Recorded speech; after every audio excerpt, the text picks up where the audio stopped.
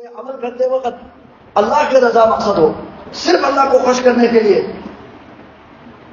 اللہ کو خوش کرنے کے لیے اگر کسی نے کوئی عمل کیا ہو تو پھر وہ کیا ہے، وہ عمل عبادت ہے، اس پر اللہ خوش ہوں گے، اللہ راضی ہوگا اور اس کے لیے دنیا اور آخرت میں اس کا اللہ صلہ عطا فرمائیں گے۔ لیکن کوئی عمل کرتے وقت کوئی دنیا ہو، دنیاوی مقصد ہو، تو پھر وہ کیا ہے، عمل اللہ کے ہاں قابل قبول نہیں ہے۔ پھر نبی علیہ السلام نے اس حدیث کے اندر ایک مثال دی، فمن كانت هجرته الى الله ورسوله، اگر کوئی ہجرت کرتا ہے، ایک بہت بڑا عمل ہے، کوئی دین کو بچانے کے لیے کسی علاقے میں وہ اپنے دین کے اوپر چل نہیں سکتا، کافر لوگ اس کے اوپر تک اس کو دین سے دور کرتا ہے یا اس کو دین کے اوپر چلنے میں وہ رکاوٹ ہے، تو پھر وہ ہجرت کر کے کسی اسلامی ملک میں جاتا ہے، اپنے سارے مال و دولت کو، کاروبار کو، رشتہ داروں کو، سب کو چھوڑ کر، اپنے ملک کو چھوڑ کر کسی دوسرے ملک میں، اسلامی ملک میں جاتا ہے، ہجرت کرتا ہے۔ اس سے بڑا کوئی عمل نہیں، ایسا کوئی بڑا عمل کرتا ہے، لیکن اگر اس کے مقصد، اس ہجرت کا اگر مقصد یہ ہو کہ میں اللہ کے دین کو بچانے کے لیے، تاکہ میں صرف اللہ کی عبادت کر سکوں، اللہ کی رضا حاصل کر سکوں، اللہ مجھ پر خوش ہو، اس کے لیے ہجرت کرتا ہے، تو پھر اس کے ہجرت کیا ہے، فائدہ مند ہے، اس کے لیے فائدہ ہوگا۔ لیکن ومن كانت هجرته لدنيا يصيبها، جو کوئی ہجرت کرتا ہے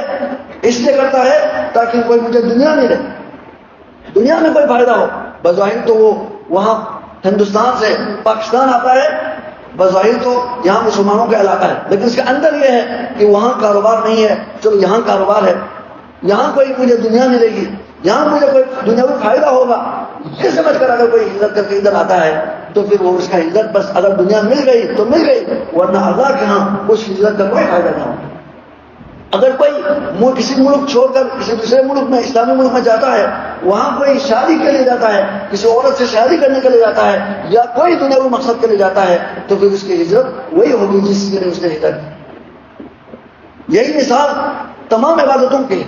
اگر کوئی حج کرتا ہے، بڑا خرچ کر کے حج کرتا ہے، اور وہ حج کرتے وقت اس کی نیت یہ ہے کہ میں حاجی بنوں گا، لوگ میرے احترام کریں گے، مجھے حاجی کہیں گے، مجھے آگے بٹھائیں گے، یہ مقصد ہو، تو پھر اس کے حج کا کوئی فائدہ نہیں۔ اس کے اثرات بھی ہوتے ہیں۔ جو دنیا کے لیے حج کرتا ہے نا، دنیا میں مقصد اللہ کی رضا نہیں ہوتا۔ اصل چیز کسی بھی عبادت کے لیے قبول ہونے کے لیے وہ اللہ کی رضا ہے، نیت کے خلوص ہے۔ نیت جب تک خالص نہ ہو تو وہ عمل قابل قبول نہیں ہے۔ کوئی حج کرتا ہے، وہ کہتا ہے کہ میں حج کروں گا تو لوگ میرا احترام کریں گے، مجھے حاجی کہیں گے۔ بلکہ کچھ ایسے لوگ بھی ہوتے ہیں جو حج کر کے آتے ہیں، اگر دوسرے کوئی بندہ جو ہے اس کو حاجی نہ کہے تو غصہ آتا ہے کہ میں نے حج کیا، وہ مجھے حج نہیں کرے۔ وہ اللہ کے بندوں کی تو نے حج اس لیے کیا تھا کہ لوگ تجھے حاجی کہیں، حج اللہ کے لیے نہیں کیا تھا، لوگوں کے لیے کیا تھا۔ یہ بہت بڑا ایک سوال نشان ہے۔ اس سے تو ہمارے عمل ضائع ہو جاتا ہے۔ حج کریں، روزہ رکھیں، آپ نماز پڑھیں، سنت نوافل پڑھیں، قرآن کی تلاوت کریں، کوئی بھی آپ عمل کریں، کسی کے ساتھ احسان کریں،